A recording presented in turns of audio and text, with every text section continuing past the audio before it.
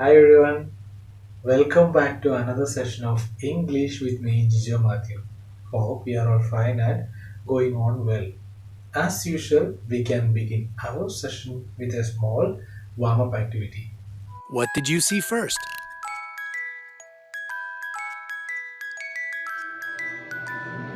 A man with a pair of binoculars. You're a person who prefers to concentrate on the big picture if the first thing you spotted in this image was a man holding a pair of binoculars. A car.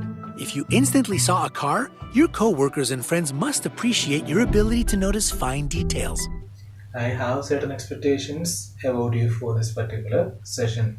Be attentive throughout the session, think in your own way, and ready to learn.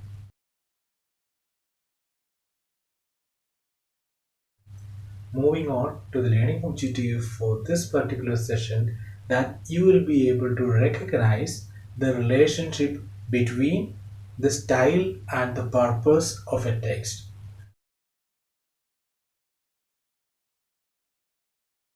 Before moving on to the session, I would suggest you to grab your pen or pencil, couple of A4 papers and your English notebook. If you are not having these materials, beside yourself, please pause the video here, grab all these items and come back as fast as you can.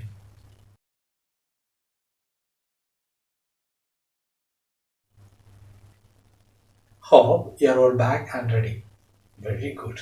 We can move on to the essential question for this particular session. How does the purpose of a text influence the style of it?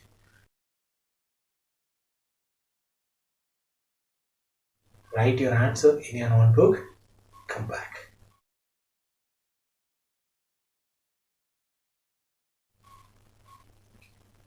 Hope you have an idea. Some of you got the idea clearly, some are a little bit confused.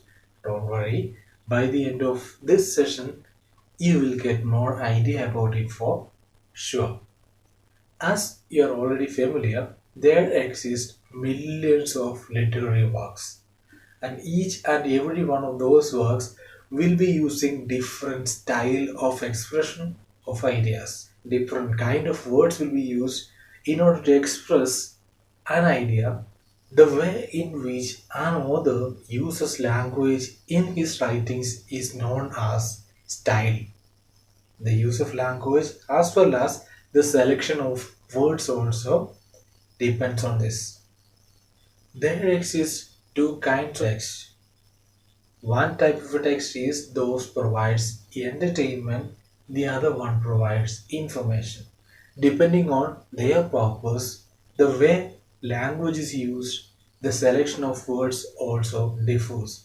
For the purpose of providing entertainment and time pass, more or less casual language we use.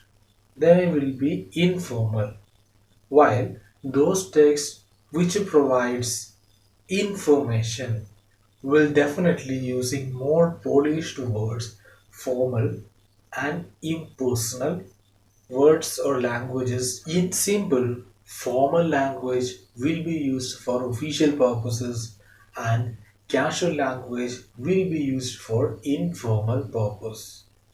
In this session today, we are going to see a couple of texts. One is a fairy tale, other one is a fact file. Basically, the main idea both these kind of texts are discussing is same, but the style of presentation, way of language that is used there is a little bit different. Without much ado, we can move on straightly towards activity number one. I'm going to provide a couple of texts. You have to go through each of them very carefully. Focus on the type of language that is used in both these texts.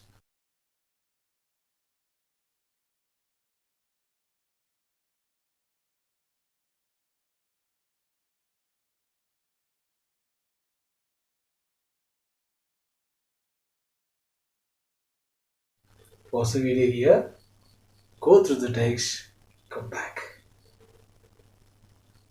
Hope you got an idea about the basic purpose of both these texts. The first one, the fairy tale, is mainly for the purpose of gathering meaning from it, while the second one, the fact file, provides certain informations. And when we look closely, we can see the language that is used in both these texts are entirely different.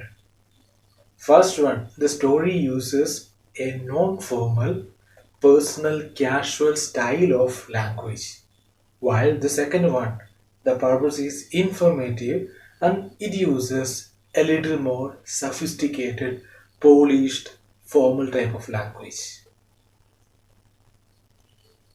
Now we are moving on to activity number 2.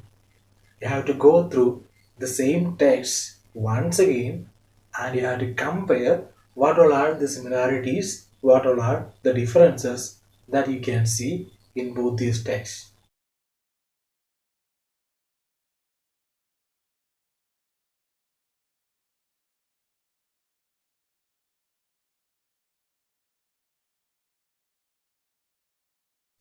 Pause the video here, finish up this activity and come back. Hope you have done very good. We can move on. We can move on into a little bit deeper about personal and impersonal style of writings. A formal or impersonal style will be using formal language, specialized vocabulary, avoids slangs and contractions, uses second and third person pronouns like you, it, and they. It can include quotations as well. A personal style of writing will sound more friendly and relaxed. It will use contractions and a colloquial language, uses informal expressions and always use first person pronouns, and it can include dialogue as well. Hope you got an idea about personal style of writing and impersonal style of writing. Still, there exists different type of text which uses a mixture of personal and impersonal style of writing. Hope you got the idea. Now it's a time for us to wind up our session. We started the session with a small warm-up activity. I showed you which are my expectations about you for this particular session. Then we discussed the learning objective for this particular session, that you will be able to recognize the relation between purpose and style of a text. Hope you got the idea.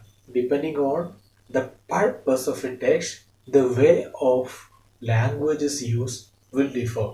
For official purposes, formal language will be used. For casual, impersonal, informal purposes, casual language will be used. Then I gave you a set of instructions that you have to follow throughout the session. Then I asked you an essential question: how does the purpose of a text influence its style? Probably now you can answer: depending on the purpose or the use of the text, the language that is used in the text will differ. For official purposes, formal language will be used, formal style will be used. For informal purposes, casual language or casual style will be used. In other words, for official purposes, impersonal style will be used. For casual purposes, personal style will be used. Depending on the purpose, the use of language can vary, selection of words also can vary. In the first activity, we have gone through a couple of texts focusing on the language used in both of them. In the second activity, we focus on the similarities and differences between the texts. Then we familiarized personal and impersonal style of writing. Now it's a time for a small assignment. When going through the story and the fact file, the main topic was salt, that we'll be using daily in our food items. Now, in this assignment, you have to find out and list down certain expressions and phrases that are associated with salt.